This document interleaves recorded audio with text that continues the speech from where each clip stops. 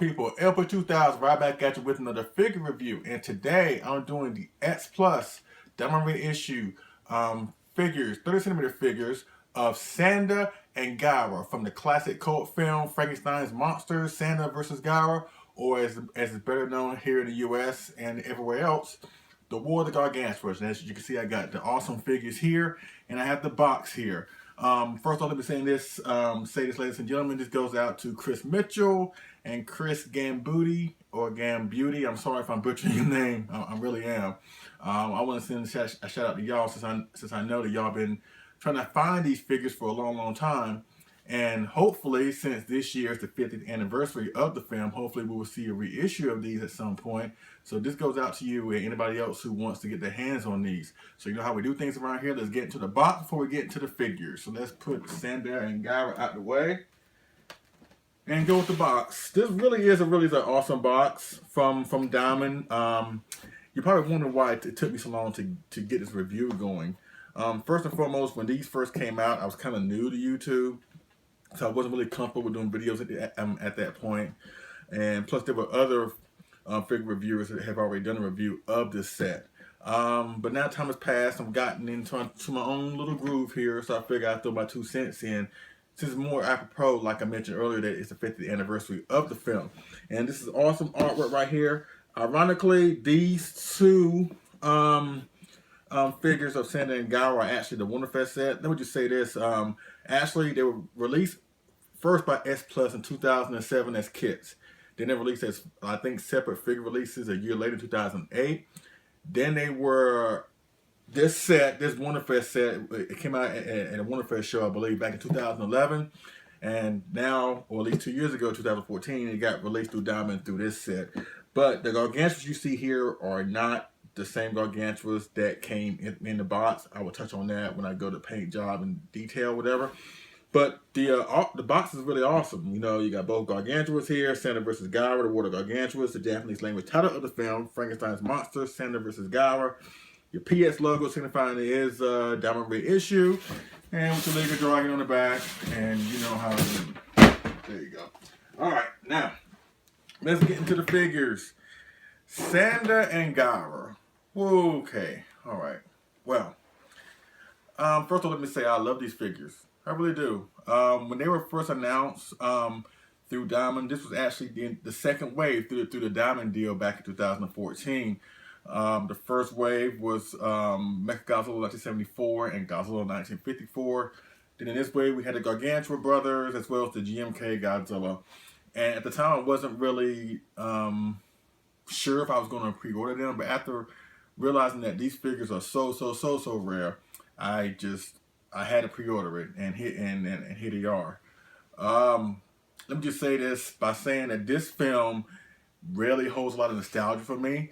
I know when it comes to Godzilla films, Godzilla vs. Gigan is like my #2 favorite Godzilla film of all time. But if you was to ask me to name my top 10 kaiju films of all time, I would have to say that War of Gargantuas comes at #2, and that's really high praise. You know what I'm saying? I first saw the movie back in 1993 or 94. I know I was in high school. It came on late one night, and after that, Gamera Super Monster came out, which ironically got me into Gamera. But I saw this film, and I'm looking at the film, and I'm enjoying it. Don't get me wrong; it's a kaiju film, it's a giant monster film. But at the time, I was still kind of learning more about Godzilla. I had not seen a lot of Godzilla films, or at least a good majority of them. I saw like Son of Godzilla, Godzilla the Sea Monster, Godzilla was a guy again, King Kong versus Godzilla. So there was only a select few Godzilla films that I saw. Because back then, back where I'm from, Godzilla films were not available to a great degree like that. So we had only certain ones that we had access to. So I was getting myself more familiar with Godzilla. But as I'm watching War of the Gargantuas, I see some of the familiar faces and actors that I've seen in other Godzilla films. And because it's a kaiju film, and I knew I was thinking, well, I was guessing that, and I was right, that was maybe the same company that produced the Godzilla films. I was hoping that Godzilla was going to show up at some point. I thought that Godzilla was going to show up in some way, shape, or form. And I think that's what I was looking for, really. I was still enjoying the film, but I was still looking for Godzilla to show up because of the familiar actors that I saw in the film. But lo and behold, you know what? After watching the film and after watching it more and more and more, even as I got older, this film really proves that Godzilla does not necessarily need to be in it for it to be an entertaining kaiju film. And I think this is a really entertaining kaiju film. It's a sequel based off it's a sequel from Frankenstein Conquers the World that came out a year earlier. Basically, these two films are Toho's take on the Frankenstein character. I think this film improves upon Frankenstein Conquers the World. And I say sequel, but I say it in a very loosely type of manner, and I will get to that later on when I talk about the film. But yes, awesome figures. So you know how we do things around here. Let's get up and close and personal with these two awesome kaijus. Thank you for watching. All right, let's get into it. Okay, here we go. Up close and personal with both Sanda and Gaira from the War of the Gargantuas. As you can see, these guys are really awesome. Let me just go into it with the problems first. Now, like I mentioned earlier, that these Gargantuas are not the same. They did not have the same paint apps as the Gargantuas on the box, since those were the Wonderfest Gargantuas. What happened was I have since painted these a little bit. Now the bodies of the Gargantuas were great. It's just that the face paint, especially on Gaira, was basically a solid flat army green. His hair was the same color as his face or whatever. And with Sanda, his face was more of a dark black, whatever. You know what I'm saying? It was very like a dark black face. And those were just wrong. It wasn't suit accurate, to be honest with you. So I took the liberty of just painting over Santa's face, making it more movie accurate, giving him a more lighter shade of tan or light brown, whatever. Gaira, I did change the hair and the face a little bit. I gave the hair, I think, a little more lighter green, and the face some more of a darker green, just a little bit. Tried to make a difference between the greens here. And I applied a little yellow on his teeth, because let's be honest, Gaira did have yellow teeth in the film. And I applied a little something more to his lips just to give him more ferocious look or whatever. So yeah, I applied a little something just to make him a little more presentable. Like I mentioned, the paint apps on the bodies were great, just the fade apps are all wrong, or at least just not too accurate. So I just apply my expertise. Let me get this out the way. I am no way, shape, or form an artist by any means. I have no skills. I mean, I'm not like a David Arab Dotco or Burley Vang or anybody like that who has mastery skills or Angelo Cervillo. I have no skills whatsoever to paint these model kits or these figures or to make them look better. I think I did a good job considering the look I was going for. Thank God only the faces needed a touching up. Otherwise, I'll be in big trouble if the whole bodies or the whole figure itself needed touching up. But yes, these are great figures. The sculpts are really amazing, and I think they really capture both Gargantua's personalities from the film, especially if you watch the film. With Sanda here, he has more of a defensive type of posture. It comes across like he will defend himself if he has to, but he doesn't really want to fight. Kind of like how it was in the film. Gaira is attack pose. You know what I'm saying? He's more like a doomsday machine if you really think about it. Everything he sees is a potential enemy or potential prey. So his arms being like this is really, really, really, really great. Now his arms can articulate. I don't want to mess them up right now because they do have a tendency of falling over, which I will touch on in a couple seconds. But you can put his arms down a little bit with his arms out or whatever. I like to display my Gaira like this, you know, because that's how he was majority in the film. With his arms raised, his shoulders hunched up towards his neck, just a ticked off, ready for action pose. Paint apps on the bodies are really, really good. The greens are very mixed in really well overall on Gaira. The browns, really, really nice, where it goes from dark brown and just the different shades of browns all over Sanda is really, really, really good. There's paint apps on the toenails, really, really, really good. I don't recall seeing them on the suit in the films, but I think they're accurate. Gaira has more of I think more of a purplish type of paint apps on his toenails or whatever.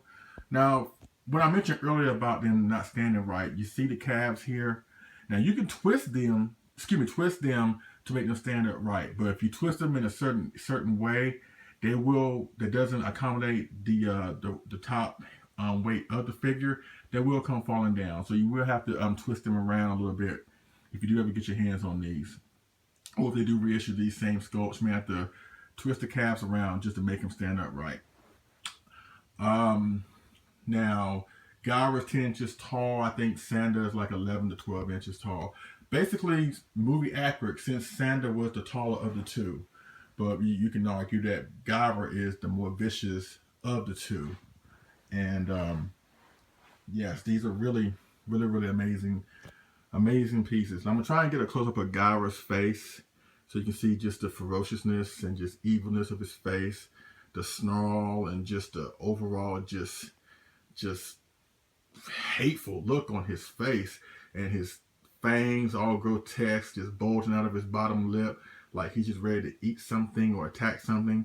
I'm gonna try and get his eyes. Hopefully his eyes come into focus, which is a really, really awesome thing that S Plus did, try to capture the eyes. Since basically on the suit actors, Haruo Nakajima and her, I think is what's his name, Sakita. Yu Sakita, I think that's what his name is. Their costumes, nothing on their body were exposed, obviously, but you could see their real eyes. Their real eyes were not covered up in the costume, so you could really see their eyes. And I think S Plus captured the paint apps and captured the eyes perfectly on both of these figures. But yes, that's pretty much it with some paint and sculpt and detail. These are really, really amazing representations of both Sanda and Gaira. And I'm really happy that I was able to get them. Mind you, at the time they were released through Diamond, they were $160, probably $170 shipped, which was really, really, really, really great, considering the fact that these figures, like I said before, are very, very rare. You don't see these out very often, even before the Diamond deal was announced. So the fact you can get both of these figures for $160, that's basically you get two figures, X Plus figures, for the price of one, or at least half a price of one back then. And considering these are really, really, really, really rare and they're very sought after by collectors, you couldn't find a better deal on these. So hopefully this year, X Plus will reissue these figures. I know a lot of folks are out there that want to have these figures. You know what I'm saying? I know that Brown Gargantuas is one of the most beloved kaiju films ever in the franchise. And then not just by kaiju films, but you also got celebrities like Brad Pitt, and I think Tim Burton has gone on record by saying that Brown Gargantuas is one of their favorite films of all time. I think one of them said it probably got them into doing what they do as far as the film industry anyway. So on the surface, it's just two big, hairy humanoid monsters fighting, but you can see it really had a lasting impact and a really, really a great big cult following among the fan base. And these figures capture that so perfectly. From the paint apps, from Sanda's pose to Gaira's pose, to Gaira's ferocious look on his face, everything. They just captured these figures very, very perfectly. All right, I'm gonna do this one size comparison, and then I'll wrap up my review and my thoughts on the film. I'm not going to drown this review with so many paint apps, excuse me, not paint apps, but um, size comparisons, because these two complement each other. And since this was the only time that we ever seen these two in the film, it wouldn't, it doesn't make sense to do a whole lot of size comparisons, because comparisons that doesn't really matter. Only size comparisons you really should be is between these two, and just one more, but I'll explain the next one and the only one when I bring the other figure up. All right, so let's go to size comparison number one. Okay, here's the first and only size comparison with the Gargantua brothers, and I have the 30 centimeter Godzilla Rick Boy 1962. Hope you're ready for the gigantic one, X Plus fans, in like a month or so. But anyways, I wanted to get this size comparison just to show you that these Gargantua brothers, these X Plus figures, really scale well with other X Plus figures. And I put Godzilla here because there was at one point, I think it was planned, or it was proposed that another Gargantua film would happen, and it would feature either one or both Gargantuas to face off against Godzilla, but it never panned out. It never saw the light of day. But of course, it was planned, and it's all speculation now on how they were going to get that story off the ground. Would Godzilla would fight just Gaira? Would Godzilla would fight just Sanda?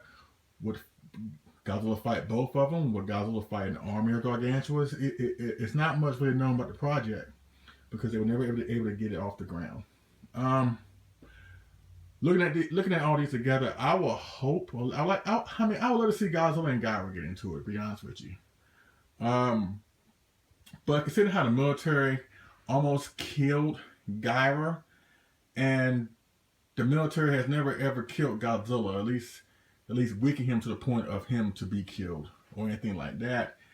It would make sense for a creature that can be almost killed by the military to take on a creature that has never been stopped by the military. So that would be interesting to see how they would have put the story together between these two. But the overall fight scene between Godzilla and Gaira, or Sanda, because Sanda did really hold his own at the end, would have been interesting. It would have been interesting how Godzilla would have fought between, two opponents at once. Because we've seen that before. Like in GMK, Godzilla Final Wars, Godzilla vs. Mothra 1992, Terra Mecha Godzilla. We've seen Godzilla fight numerous monsters, where it was basically 2 against 1 or 3 against 1 in a situation or wherever like that. So it would have been interesting, you know what I'm saying? And it's just the Gargantua lover in me would just love to see the Gargantuas in another film. Cause I love the film so much, and I love these characters so much. So I just love that so much that it would have been interesting to see these characters see another film. But I'm also at the same time, I also love the fact that we only got one film, because sometimes one is all you need. Sometimes another story will just water down the characters and water down their effect on the fandom. So part of me wishes that we could have saw a Godzilla film with the Gargantuas, and another part of me says, you know what, we're fine with what we got. But every now and then, it's kind of nice to just speculate and just dream what would have happened, what dream matches that we could have gotten. And I kind of, like I said, a part of me wishes that we could have saw Godzilla versus the Gargantuas or whatever. All right, let me just set up this table here, and I give you my thoughts of War of the Gargantuas. All right, thanks all of y'all for hanging in with me. Let me get set up here. All right, sit tight. Let them fight.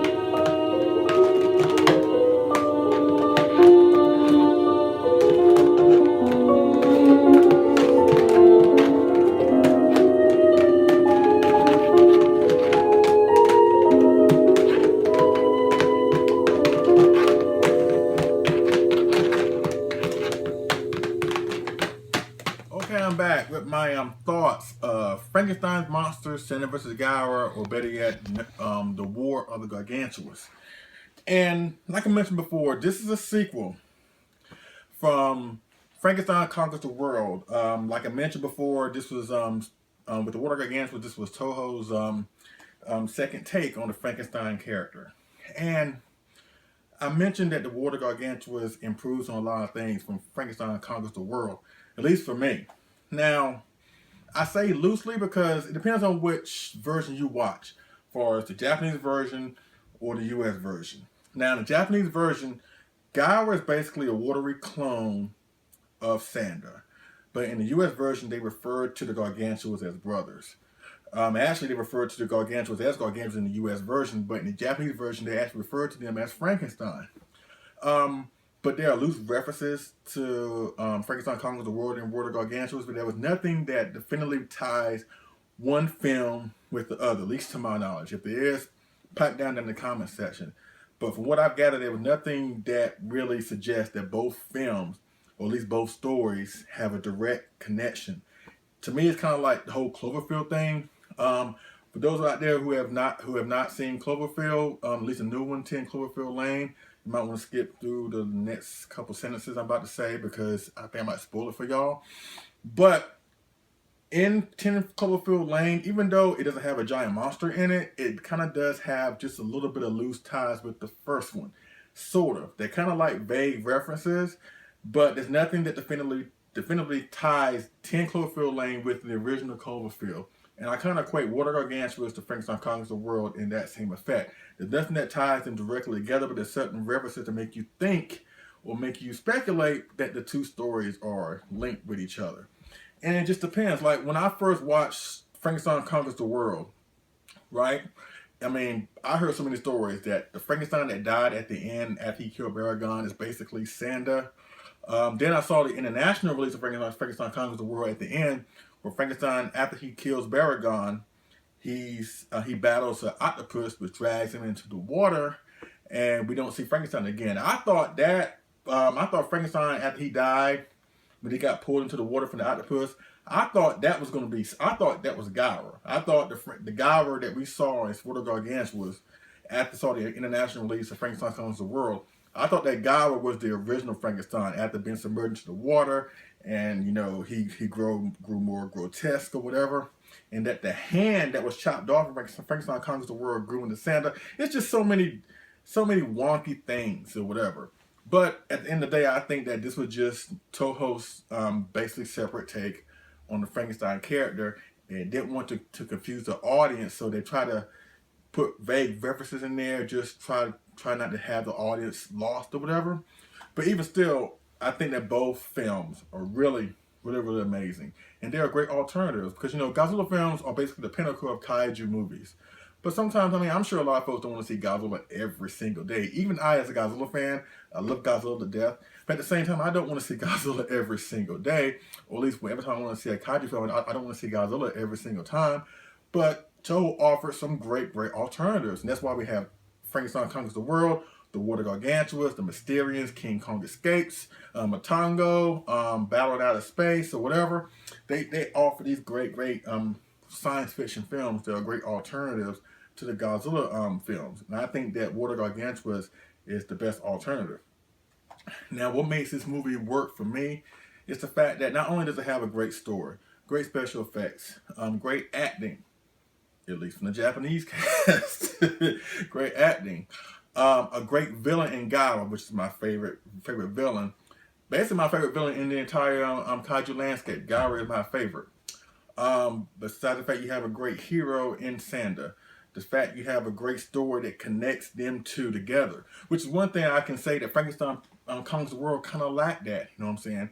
The fight scene between Frankenstein and Baragon was awesome, but there was no real explanation as to why Baragon was there. You know what I'm saying? I think at the time, because a lot of kaiju movies had monster versus monster action, they just threw Baragon in there to have monsters for Frankenstein to fight. But there was no real connection between Frankenstein and Baragon. Like, it made you question why Baragon was there. But with both Sanda and Gaira, there's a connection between the two. Because, they're brothers. or like I said, you watch the Japanese version, Gaira is a clone of Sanda. So you had you had that connection there. You know what I'm saying? That connection there. The first half of the movie is just dedicated to Gaira. The military's attempts to try to contain him and try to eradicate him, which puts the military in a very, very positive light because they really came close to killing Gaira, which is something you don't see often in these kaiju films. Most of the military is looked at as incompetent or just useless, that they have no effect on these monsters. But in this one, they really do make a difference. They come through almost killing Gaira, but then Sanda shows up and tries to help his brother, and then he finds out the hard way that being a big brother is not as easy as one would think it would be. And then, you know, the whole dynamic between Gaira and Sanda, you see their relationship, leash or whatever. Then the breakdown of the relationship would lead to their war at the very, very end of the film. I know the title of the film, Water Gargantua, is maybe a little bit misleading for those that are not familiar with these kind of films, because the war doesn't really happen till like very, very end of the film. But the build up to the war, the build up to the conflict, the build up to the confrontation between both Sanda and Gaira really does pay off, you know, whatever. It gives you a great monster film on top of it. Like I mentioned before, the first part of the film is dedicated to military versus Gaira. Then Sanda shows up. Then they have to figure out how they're going to deal with these two monsters or whatever. Then they try to figure out, should we just kill one to save the other one? Because clearly Sanda is peaceful and friendly, whatever, where Gaira is the very opposite. He's violent. He's evil. He's just a heinous, just abominable creature. So you have that going on. And then at the very end, when they come together, and when Gaira shows up at the end and Sanda tries to ward him off, whatever. And this leads me to one of the best things about this film. And a lot of folks say that you can't identify with these monsters, or you can't identify with the guy in a rubber monster suit destroying the city. This film will prove that theory, that ludicrous theory, otherwise. Because I think that when you're, as a viewer, once you watch this film and get into the story and just understand the story and just go head first into it and just enjoy it and just take it for what it is, you're able to put yourselves in the shoes of both Sanda and Gaira. Which one thing I also love about this film is the fact that the plot centers around the whole monsters. There's no plot with like aliens or like assassination attempts or kids and having visions or dreams or whatever. It's not about that. It's all about Sanda and Gaira, and I really do enjoy that about this film. But far as like being in the shoes of both Sanda and Gaira, it's like at this point I think we all know what happens at the end. Let me just give you a summarization of it. Gaira shows up at the end or whatever. Where first, let me just say this. First, the military in the beginning they try to kill Gaira. Sanda shows up at the nick of time and saves his brother. Sanda finds out that his brother is evil and eats humans, so he attacks him, I guess, try to make him repent for what he did. Gaira doesn't want to hear none of that, so they basically have a falling out, then they go their separate ways. Gaira shows up back up at the city again, and at the end, Sanda tries to calm him down, tries to reason with him. Gaira, being chaotic driven, isn't trying to hear that. He's beyond reason or whatever, and basically pushes Sanda to the point where, you know, at this point, Gaira is attacking Sanda. Sanda's trying to calm him down, but then it gets to the point where Sanda just can't take no more, and he just fires back on all cylinders, and they have a hellacious fight. I think a lot of folks can identify with that. As far as like Gaira, we've all been in that position. We've all been our own worst enemy, where we don't want to listen to the reason, that we're so into our feelings, or we're just too stubborn to listen to reason from other people, that we just want to do what we want to do and not care what anybody else thinks. I think a lot of folks can identify with that. Sanda, at the same time, you know, we've all been there, where we want to help others or help somebody that we know needs help, but yet they're not ready to receive your help. And in a way, you kind of compromise yourself to help that person. We've all been that way, and both these monsters exhibit those facts perfectly. At the same time, you feel more for Sanda because he doesn't really want to fight Gaira, but Gaira leaves him with no other choice, you know, whatever. Then they had this great hellacious fight, one of the best fight scenes, if not the best fight scene in a kaiju film, and that's saying a lot.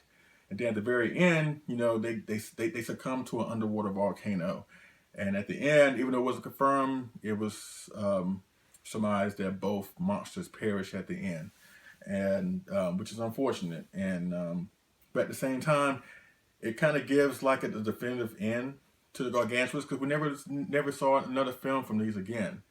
And I mean, but it's like it wouldn't make much sense for one of them to live, because if Sanda lives, then it leaves him open for more Gairas to show up, especially since he spawned Gaira in the first place. It will left open for more Gairas to show up. Whereas if Sanda would have perished and Gaira would have kept on living, we can't have a murderous monster running around. So I think they did the right thing by killing off both monsters. And even though it was a sad ending, it really proved the point. And that's why I love Water Gargantua so much. You know what I'm saying? And like I mentioned before, if I had to rate my kaiju films, this would really come at number 2. It has everything: a great story, great special effects, a great protagonist, a really great antagonist. The cast, the acting is pretty good. And everything always comes back to the monsters, and that's why I love this film so much. You know what I'm saying? And that's why I love this figure so much. So hopefully, X Plus will reissue these sometime this year. Like I said, it's appropriate. It's the 50th anniversary, of this film, Water Gargantuas. So hopefully we will get that. If not these, maybe a 25 centimeter set in different poses or whatever. Have them all bloody up or whatever as Rip Boy options or whatever. Just throwing things out there. But hopefully we will see a reissue of these at some point. All right. So that basically concludes my review of the Diamond Reissue set of Sanda and Gaira from Frankenstein Monsters, Sanda vs. Gaira, or better yet, Water Gargantua. If you have any questions, holler me down in the comment section or hit me up on Facebook, Bill Mark Calloway, and we definitely go from there. Chris Gambuti, and Chris Mitchell, I hope y'all enjoy this. Hopefully y'all be able to track these down, and that's the whole thing. Unless they come up for a reissue, these guys are very hard to find. And when you do find them, they're up there in price. But I think they're worth the investment. Just don't go overboard with the investment. Whatever. Try and shop around. Try to get the more bang for your buck. But trust me, these are worth it. But like I said, you never know. You may get an announcement like next month or a couple months from now that they're going to be reissuing these. Hopefully they will. And knowing how smart business-minded or how smart X Plus are, I think we will at some point. It's just a matter of time. All right? Check out the Facebook groups about to mention: Toku Legion, Toho Kaiju Union, the X Plus Collectors Facebook group, the Godzilla Collectors Facebook group, Sci-Fi Labyrinth, and Toy Explosion, Daphne's toy and figures services. And check out KaijuAddicts.com for all things X Plus. Once again, that's KaijuAddicts.com. Wow. That's a lot. But you know what? It's great. It is great. And these figures are great and whatever. So how about for me? Why don't you watch the Water Gargantuas? I can't talk.